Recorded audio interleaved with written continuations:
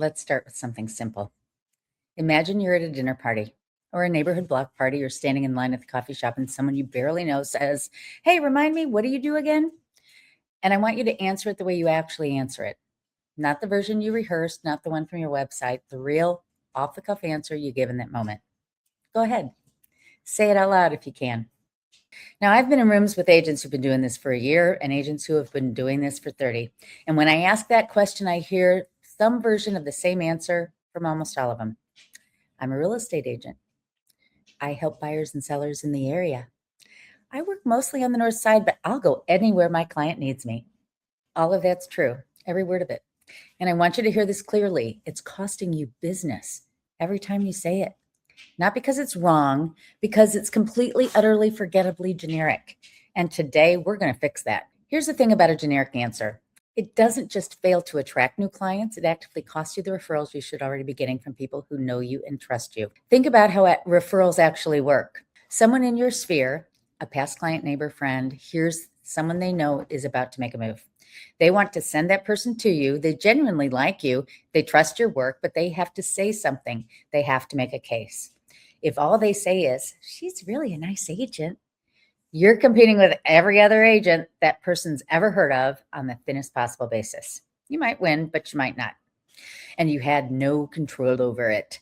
But if that same person can say, "You need to work with so-and-so specifically because she has sold more in buildings on that stretch of lakefront than almost anyone in the city, and she knows things about those co-op boards and reserve funds that'll protect you from making a very expensive mistake," now you're not competing with anyone. You're the answer to a specific question. You've been pre-sold before you pick up the phone. The difference between those two referrals is not the quality of your work. It's the clarity of your positioning. It's whether you've given the people who love you the words to describe why you are irreplaceable. That's what a unique selling proposition does. And that's why we're building one today. Let's make sure we're speaking the same language because agents sometimes confuse a few things here. A unique selling proposition, a USP, is not a tagline. It's not a slogan. It's not a mission statement. Your mission statement is about why you do this work. It's internal. It drives your values and your decisions. It belongs on the wall of your office and in your heart. Something like, "I believe everyone deserves a trusted advisor through the most important financial transaction of their life." It's beautiful. It's meaningful. And it's completely useless when someone asks you what you do at a dinner party. A USP is different. A USP is the external answer to a specific question. Why should someone choose you over every other agent in the market for their particular situation right now? Notice the precision in that question. It's not, "Why are you a good agent?" It's, "Why are you the right agent for me?" Those are not the same question and they don't have the same answer. And then sitting on top of your USP, you have what I call your elevator pitch, the spoken version, the one you can actually say out loud in conversation in 30 seconds without sounding like you're reading from a brochure. The USP is the foundation. The elevator pitch is what the USP becomes when it lives in your mouth instead of on a page. Both are important and what we're going to build this week. By the time we're done, you'll have the written version and the spoken version, and you'll know the difference between them. Before we go any further, I want you to address something that trips agents up and that most branding conversations skip right over. You work under a brokerage, and that brokerage has a brand, colors, logo, name, maybe a tagline. The question you need to ask consciously, not by default, but deliberately, is, where does the brokerage brand end and your personal brand begin? Because here's the truth. If you leave your brokerage tomorrow, and agents do for all kinds of good reasons, what comes with you? Your relationships, your reputation, your expertise, your track record. But what doesn't come with you? The brokerage name, the brokerage logo, the brokerage website you've been sending clients to for the last 8 years. If your entire professional identity is wrapped up in the brokerage umbrella, then you're building equity in somebody else's brand. Now, that's not always wrong. Some brokerages have genuine brand equity with specific types of clients, and leaning into that association can make strategic sense.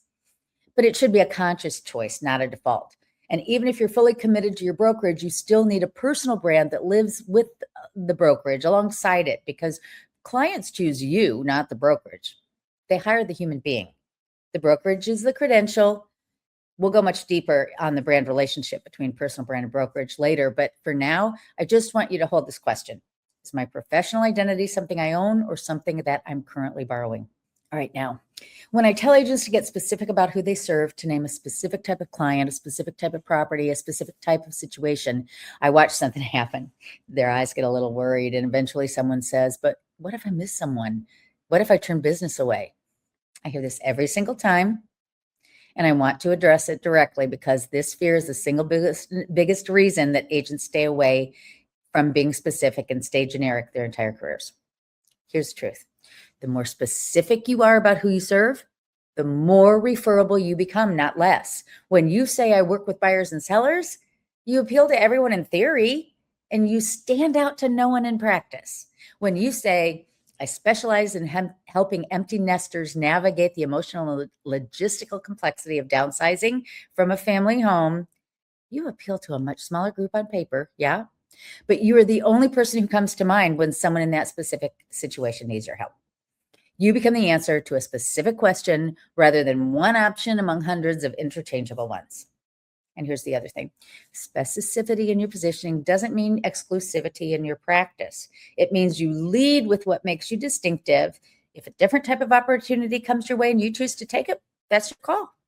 But in your marketing and your introductions and your referral conversations, you lead with the specific, because specific gets remembered, specific gets repeated, generic gets nodded at and forgotten before the next round of the drinks. Think about the most successful professionals that you know in any field.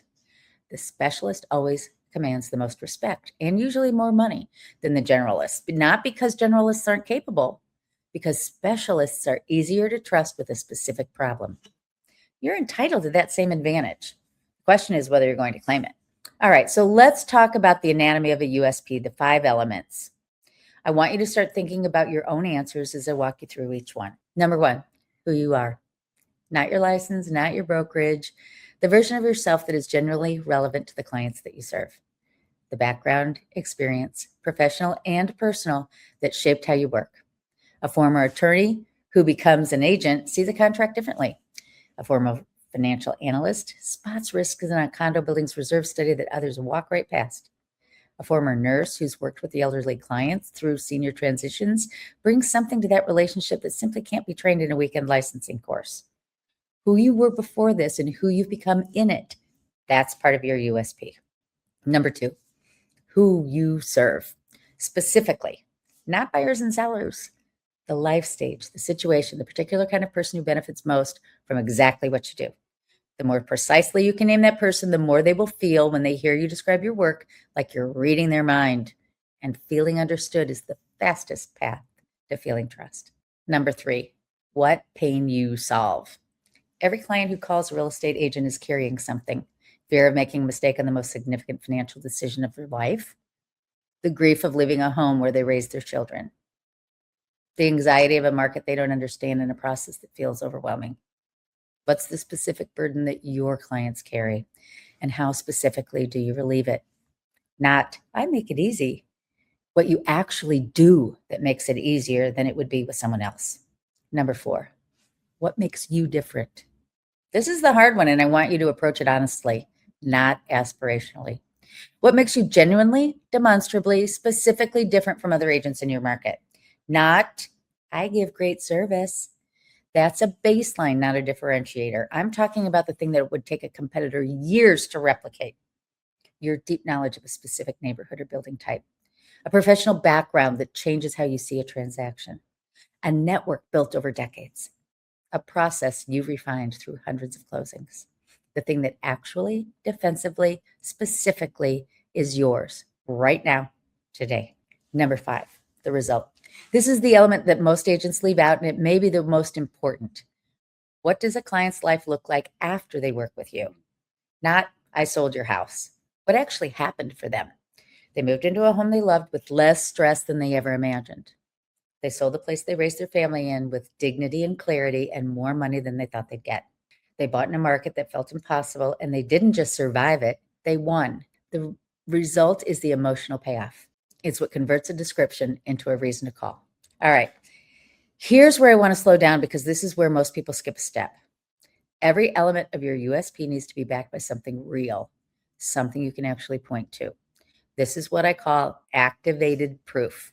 And it's the difference between a brand statement and a marketing claim. Activative proof is your numbers, your average days on market compared to local average, your list to sale ratio, your transaction count in your specific niche, the awards you've earned and for how many years you've earned them, the reviews that use specific words about specific things you did, the transaction that went sideways and you saved it, and the client who will tell anyone who asks how you did it. Here's what I want you to hear, especially if you're earlier in your career, in a rebuilding year, or if your numbers right now aren't where you want them to be. Your USP must be true today. It can't be what you hope to be able to say in 3 years. That gap between what you prove today and what you want to be able to prove eventually, that gap isn't a failure. It's a roadmap. If you want your USP to say, I sell homes faster than anyone in my market, and right now your days on market are average, that claim doesn't belong in today's USP, but it absolutely belongs in your business plan. What would it take to get there? Better pricing strategy, stronger pre-listing process, more intentional staging guidance.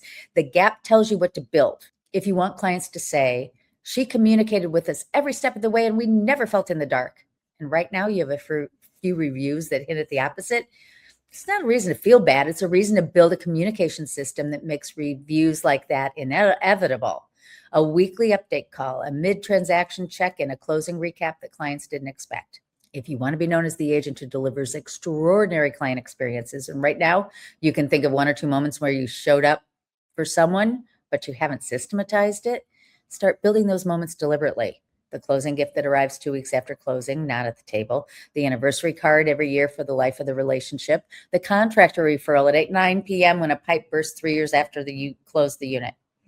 Those aren't random acts of kindness. They're brand building activities, and every one of them tells a story you can tell, a story clients tell for you. Your USP today is a true description of who you are right now. Your proof gaps are your professional development agenda. Both things can be true at the same time. All right, so let's make this concrete. Agent A, someone asks what she does. She says, I'm a real estate agent. I work mostly on the north side, but I really go wherever my clients need me. True. Forgettable. There's nothing in that sentence that makes the person across from her think of her specifically when someone they love needs help. Agent A might be extraordinary at her job, but she's invisible at the party. Now Agent B. Agent B's been in this business for over 2 decades. She's sold in hundreds of buildings. She knows downtown Chicago's significant condo and co-op buildings the way most people know their own neighborhood, building by building, floor by floor, assessment reserve by assessment reserve. She knows which buildings have special assessment risk buried in the financials. She knows which co-op boards are difficult and how to navigate them. She knows which exposures hold their value and which ones don't and why. When someone asks what she does, she says something like this. I work with people who are moving into and out of downtown Chicago's most significant buildings, the ones where details really matter and where getting it wrong is very expensive. After doing this for as long as I have, I know about those buildings that most agents don't know. That knowledge has served my clients from making costly mistakes, and it's helped them make some very smart decisions. Same city, same license, completely different impact. And here's the part I want you to sit with. Agent B didn't arrive at that answer automatically. She had to stop, really stop, and think honestly about who she is, who she serves, and what she actually brings to the table that nobody else does quite the same way. She's had to resist the pull toward generic, which every agent feels.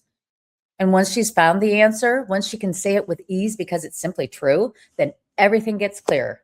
Her conversations sharpen, her referrals become more specific, her marketing became simpler because she knew exactly what she was saying and exactly who she was saying it to. That's what a USP does. It doesn't just help other people understand you, it helps you understand yourself, sometimes for the first time. All right, your USP is the foundation. It's the full written articulation of who you are, who you serve, what you solve, and why you. It belongs in your bio, your listing presentation, your website, etc. It's designed to be read.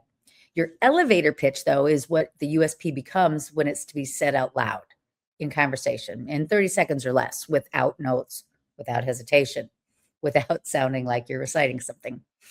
And the situations where you need it are not rare or exotic, folks. They are everywhere. The block party, the school pickup line, title company, mortgage broker's open house. The moment that you meet a stranger on a flight and they ask you what you do for a living, you decide, consciously or not, whether to give them a reason to remember your name.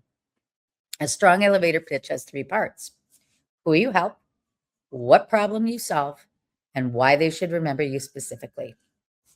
Here's what it sounds like fully assembled.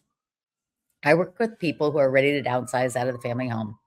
It's often one of the most emotional transactions of their lives, and I help them do it without the chaos and confusion most people expect. I've been doing this for a long time, and most of my clients come from people my clients send me, which I think is the truest measure of whether you're doing it right.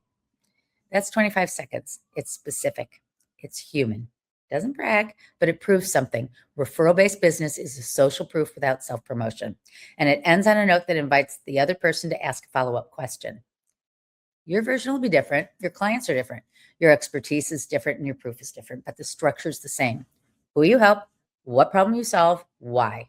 Why you. One quick thing before we move on, because I want you to hold this thought. Everything we build in this program, your USP, your elevator pitch, your positioning, ultimately have to show up visually. And the single most important visual decision you will make is your photography, your headshot, your lifestyle images, eventually your video presence. We're going to spend a full session on this. It deserves it. But for now, I want you to just know it's coming, and I want you to start thinking about whether your current photography represents the agent who you're describing in your USP. Because a luxury positioning with a decade-old headshot from a brokerage sign-up sheet is a contradiction your clients will notice before you do. More on that soon. Here's a quick test for when you've got it right. Say your USP, the written version, not the elevator pitch, to someone who knows you very well. Close colleague, longtime friend. If their immediate response is, yeah, that's exactly you, then you're close. Now say your elevator pitch to someone who's never met you. If they can give it back the essential idea, not word for word, but the gist of it, without asking for a follow-up question to understand it better, that's a pitch that's working. And over time, the long signal is this. Your referrals will get more specific. Instead of, I know a real estate agent, people in your world will start saying, I know exactly who you need to call. Here's why. The specificity with which other people describe you is the proof that your positioning has taken root. I want to close with this, and I want to say it directly. Whether you've been in this business for 1 year or 25, this work matters right now, not someday.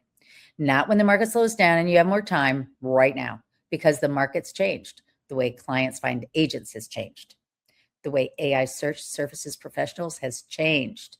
The referral economy has always rewarded clarity, but in a world where someone can ask AI to recommend an agent specializing in historic Chicago co-ops and get 5 names back in 4 seconds, the agent who's articulated their position clearly, specifically, and consistently, those are the ones who are going to get named. The agents who are still saying, I help buyers and sellers, are invisible to that search, not because they aren't talented, because they haven't told anyone, including the algorithms, who they actually are. Here's what I want you to remember about your own story. The agent you were when you got in the business is not the agent you are today. Your experience is deepened. Your market knowledge is sharpened. Your ideal client has probably come into focus, even if only in the back of your mind. You've built something real. The question is whether or not you've named it yet. Your USP should reflect the agent that you are right now, not the one you were at the beginning, not the aspirational one of yourself that you're building toward, though we'll leave room for that too. The real, current, specific, honest, defensible truth of who you are and what you do and who you do it for.